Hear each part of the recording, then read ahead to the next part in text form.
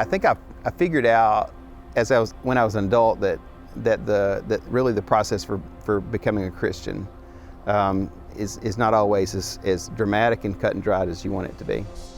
So I made my first public profession of faith. I'll say incorrectly. I knew better, but I was at a revival. A girl that I liked invited me to come to this revival. Me and my best friend went, and when the walk in the aisle time came, she really wanted us to go, and so we went. I had been raised in the church, and so I knew that this wasn't genuine. And so a couple of years later, after actually had been kind of working for a long time, my uncle told me when I was probably 10 years old that God will knock at your heart, but if you don't answer, He'll stop knocking. And it scared me, honestly. I mean, it scared me to think that God's going to give up on me one day. And so I just kind of carried that with me. I knew that I believed. I'd been in church my whole life, but there was this moment, again at a revival on my mom's birthday, that I walked the aisle.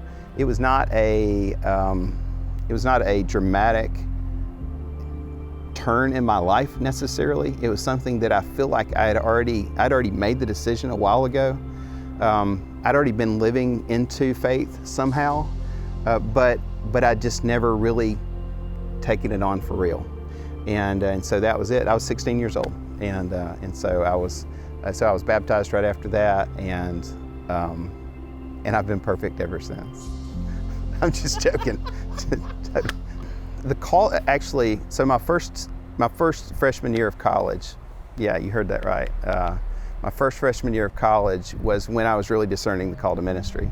And it really kind of started the summer before that, because we went to a youth summer camp, and I was kind of feeling it then. And my Bible study leader, Marjorie Orr, she just kind of nurtured it, and she encouraged me to think about it. And so then I went, and I really spent a miserable year at the University of Alabama in Tuscaloosa, not because of Tuscaloosa, not because of the university, but because of where I was spiritually, and I was just kind of wrestling. And so I spent the whole year. I had terrible grades, but it was really the best year that I could have spent in college, because it helped me to kind of get a grip on what I was all about and who I was and what I was being called to do. And so somewhere around about April of that freshman year, I remember one of my friends from high school had come to visit, and we were just sitting there talking, and she was a great Catholic Christian friend, and she just looked at me and she said, "You need to be a preacher." And I thought, I've never heard that out loud. I've never said that out loud. I've never told her anything. I mean, it was just almost like the Holy Spirit had spoken to her and had said that. And so that was the moment where I'd kind of heard the validation from someone else who had said, "This is what you need to do." So I came back home before they kicked me out, and I got earnest about my studies, and I finished college, and I knew from there I was going to go to seminary. Had some great clergy ministerial friends who nurtured me along with that and gave me some experience along the way. And by no means was I good at it or perfect, but they sensed the call and they just encouraged me to pursue it. And so that's kind of how that began. My mentors in ministry they had all gone to Southern Baptist Theological Seminary in Louisville, Kentucky, which was really a great seminary for a wonderful season. And so they had encouraged me to consider that. I was Southern Baptist. I grew up in a Baptist church, and so I went there, and my first semester was the second semester of a shift that was happening. It had already been happening in the denomination, but it was happening for real in that seminary then, where the culture was changing, and I really just kind of felt like I wasn't at home anymore, and so it was really a difficult season for me. So I spent 2 years there, transferred to the Baptist Theological Seminary in Richmond, which was a more, it was kind of a renegade seminary. Many were born out of the conflict, and BTSR was one of those. And so I went to BTSR, finished my seminary degree, and had wonderful teachers along the way who have really nurtured me in the faith. I guess I had never intended to not be anything but Baptist, honestly. I never even considered it. The only experience that I had with the Methodist Church was my sister did Girl Scouts, and they met at the Methodist Church down the road from my home church. And so I don't know that I had any inclination to do that. The call was, I used to say it was accidental or happenstance, but my wife has since reminded me that this is actually the way that God works. It's more of like God's prevenient grace that's at work, which I didn't really understand until I came into the Methodist Church. After I graduated from seminary, we moved back to Alabama so that my wife could finish her MSW degree in Tuscaloosa, ironically. And so when we were here, I was looking for ministry jobs because that's what you do when you finish seminary. But my heart wasn't in it. Honestly, my heart wasn't in it because I was cynical, I was bitter, I'd been burnt. I knew that this is what I was trained to do, but I just wasn't really sure that I really wanted to do it. I was scarred by what had gone on in the denomination, and I just really wasn't convinced that local church ministry was the thing that I needed to do. So I waited tables. I worked temp jobs, I made some money, and I just kind of bided my time.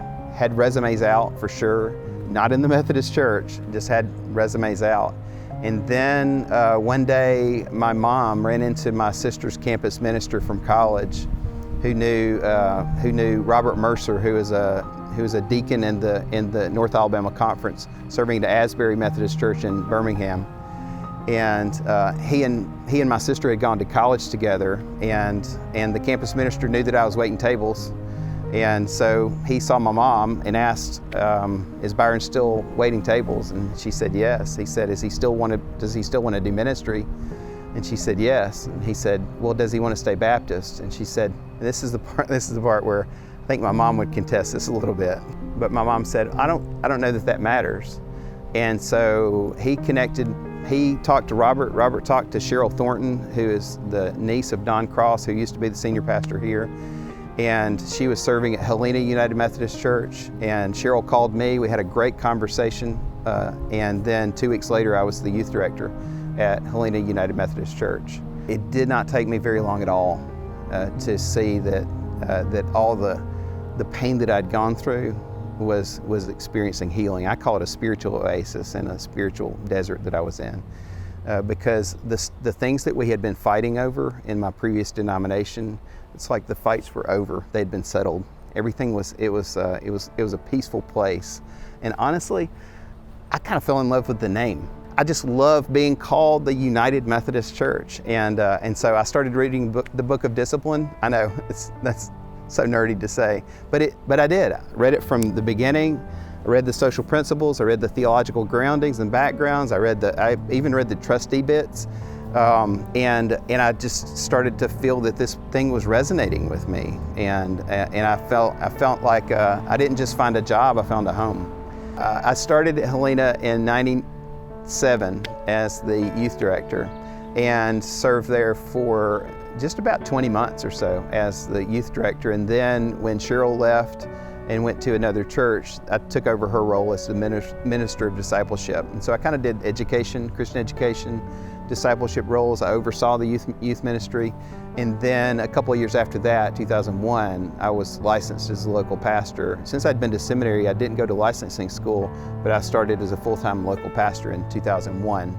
And then I started to preach a little bit more. In 2002, we started a contemporary service. I preached the contemporary service from 2002 to 2004.